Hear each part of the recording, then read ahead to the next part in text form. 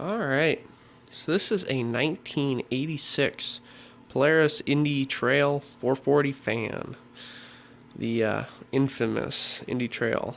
Most, I don't know if it's the most common. I guess it's basically the trail sled. You know, everyone, it's not performance. It gets you by. You know, that's what I'm saying. But this one, I got as a backup sled. It was a barn find. The guy had was moving, didn't want it, didn't have time for it. Was always planning on getting it going, but never got to it. So it'd been sitting, I want to guess at least probably a decade, something like that. You know, there was just a layer of dust on it.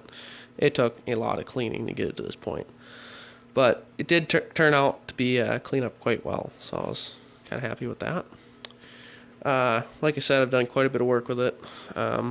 Main thing, biggest thing for me, you know, as far as intensive work, is putting the new track on. Guessing it's right around an inch, you know, total 3/4 inch lug with studs. You can see the rest of it's pretty clean overall. You know, the skis didn't fare as well. They're getting surface rust and stuff going on. I mean, sitting in that dirt in dry storage, I guess you call it, inside a shed for a decade never helps. The old track was starting to weather crack, you know, basic stuff that's been for a track that's almost 40 years old. But with the new track on there, should be good to go. And then obviously, you know, put new chain case oil in. I had to go through the carburetors, the fuel lines all the way from the pickup line and tank to the carburetor. And I put new gauge on there. It's just aftermarket, but it still works. Seat is immaculate, just beautiful. It's got, you know, 80s just written on it. But, you know, there's no mice really in the back. That ended up being really clean. They did make a lot of nests in the engine bay, underneath everything, somehow not in the airbox. I don't understand. That's where they always go, is in the airbox. But this one, it was underneath the motor, alongside in the tunnel area. Pressure washed it all out.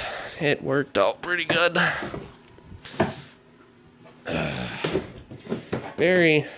It's not as clean on the inside. I got some rust starting on the engine manifold assembly or whatever you want to call it. But really not too bad. You know, for a lot of these I see with, I guess 3,000 miles isn't that much, but you know, older at least, they typically get to this point anyway. You can see I put a fuel filter in there, that always helps. I did have to bleed this entire brake assembly. The brake juice actually, you know, evaporated out. That was weird.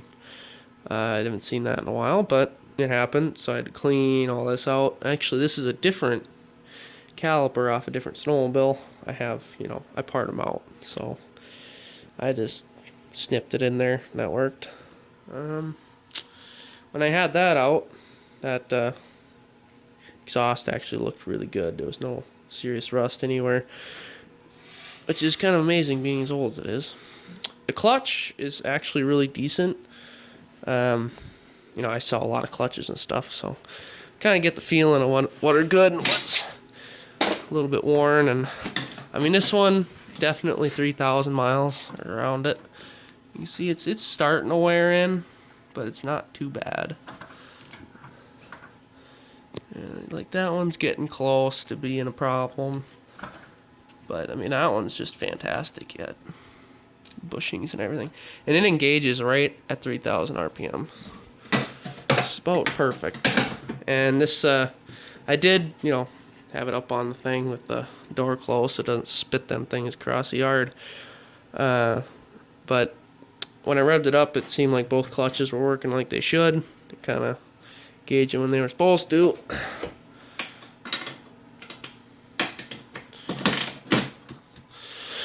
The runners on the skis, not too bad. They're worn. I'd say probably another season at best, then call it. Or if you want to be the progressive type and actually throw it in before things go bad, might not be the worst idea.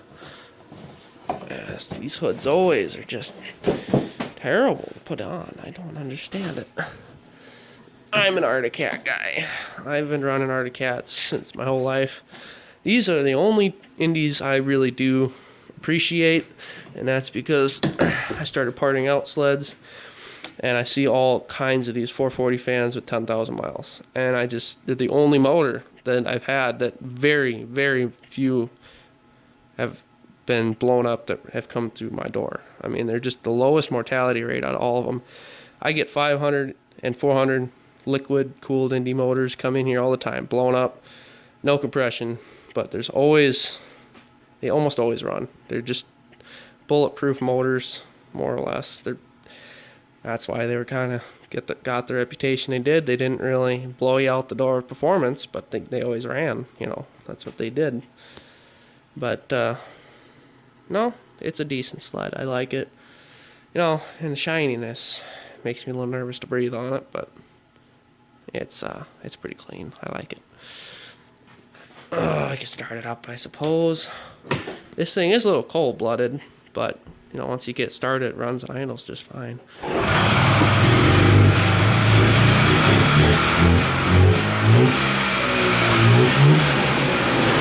Rate at 3,000.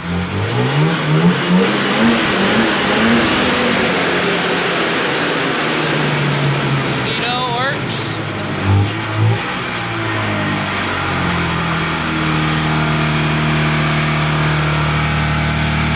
$3,200 miles.